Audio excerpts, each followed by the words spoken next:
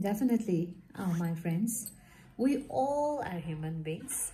We do have one set of principles of our life to, you know, proceed the life in the way we always desire to go. So, while talking about myself, I love to be around the, books. I really have passion of going through with the lines that are depicted inside such sort of beautiful books, inspiring books, so that our life gonna change drastically. If we, do believe in books, then definitely our life will definitely get the historical twist in our life. So my friends, I am right now busy to read the books that are especially related with the struggle and have achieved a lot in their life. So right now I do have Becoming, which is written by Michelle Obama. She is the graduate from Harvard University. Especially she has done her law, and especially she is humanitarian and human activist. So I'm very much inspired by her as well. So without any further delay, I want to read this book with passion, compassion, with respect and love so far. So I also want to suggest you, all my beautiful people, all my viewers, all my listeners, if you do pauses sufficient time, or if you do not have sufficient time as well, you need to manage to go through with these lines. Not only in the case of this Becoming by Michelle Obama, there are so many autobiographies, biographies, novels, self-help books, all the sort of personal development books you can go through, and you can experience the ideas, the results, the outcomes that sort of books gonna provide you in your real life. Okay, in general,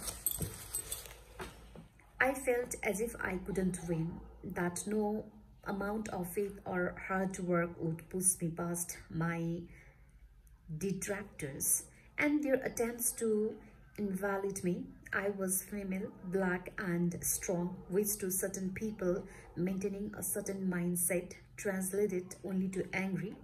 It was another damaging cliche, one that's been forever used to sweep minority women to the perimeter of every room. An unconscious signal not to listen to what we have got to say.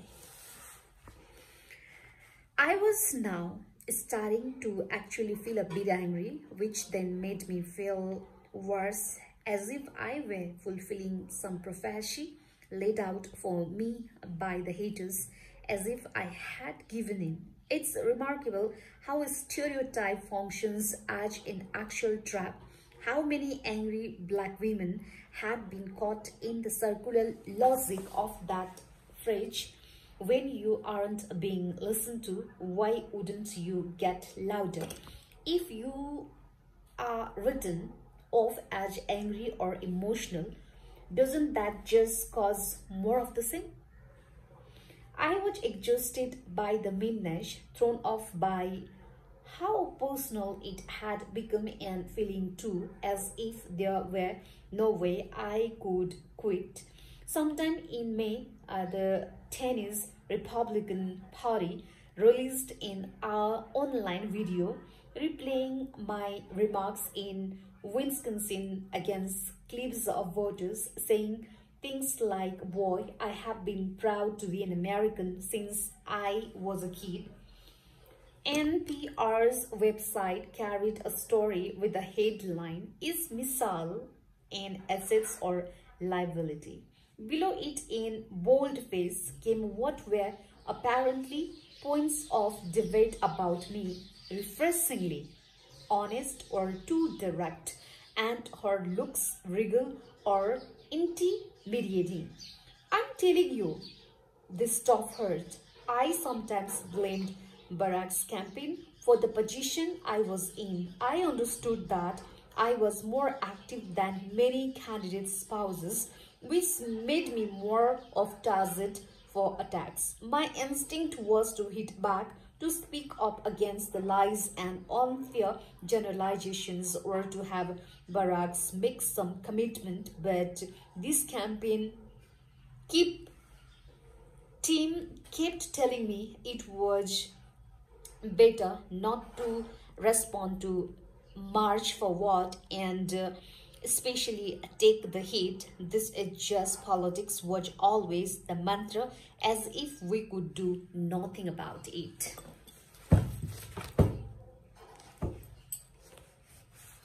As if we had all moved to a new city on a new planet called politics, where none of normal rules applied.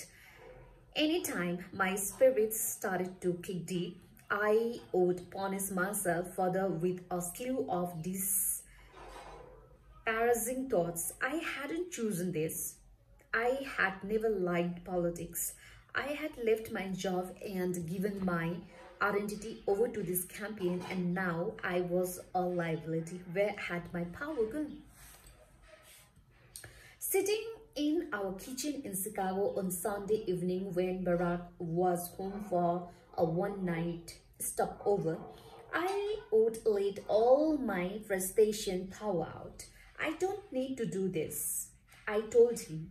If I'm holding the campaign, why on earth ain't I out there? I explained that Militia, Kerry and I were feeling overmatched by the volume of media requests and the work it took to travel on the tight budget we were on. I didn't want to foul anything up and I wanted to be supportive, but we lacked the time and resources to do any more than react to the moment at hand. And when it came to the mounting scrutiny of me, I was tired of being defenseless, tired of being seen as someone altogether different from the person I was. I can just stay home and be with the kids if that's better. I told Barack I will just be a regular wife who shows up only at the big events and smiles. Maybe that would be a lot easier on everybody. Barack listened sympathetically. I could tell he was tired, eager in his upstairs and get some needed sleep. I hated sometimes how the lines had blurred between family life and political life for us.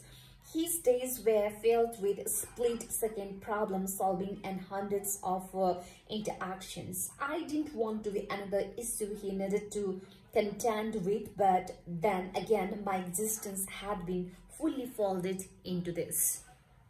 You are so much more of an asset than liability, Michelle. You have to know that, he said, looking stricken.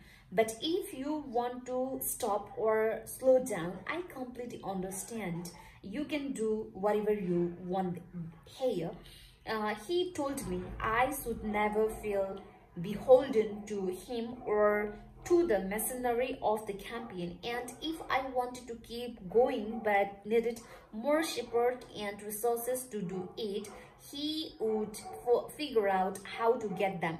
I was comforted by this, though only a little. I still felt like the first grader in the lunch line who had just been walloped.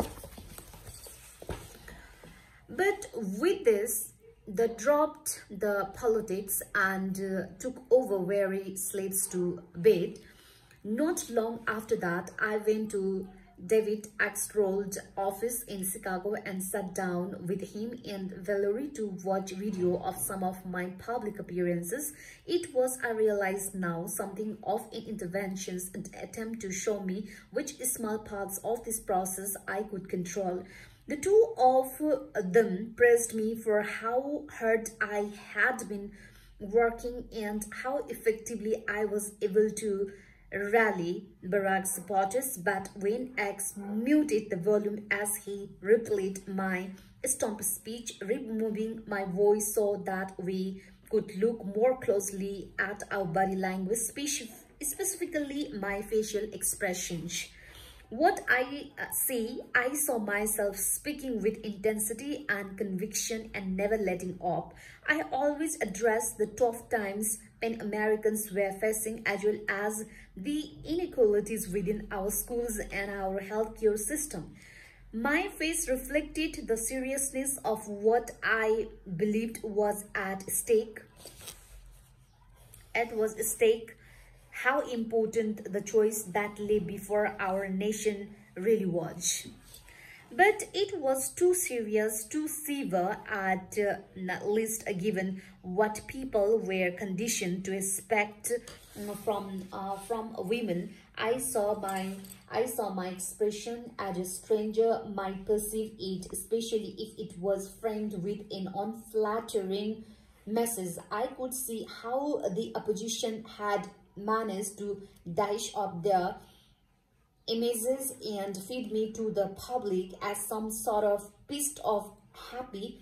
It was, of course, another stereotype, another trap. The easiest way to disregard a woman's voice is to package her as a scold. No one seemed to criticize Barack for appearing too serious or not smiling enough. I was a wife and not a candidate, obviously, so perhaps the expectations was for me to provide more lightness, more fluff, and yet if there were any questions about how women in general fared on planet politics, one needed only to look at how Nancy Pelosi, the smart and hard-driving Speaker of the House of Representatives, was often depicted as a shrew, or what Hillary Clinton was enduring as cable pundits and opinion writers hashed and rehashed each development in the campaign.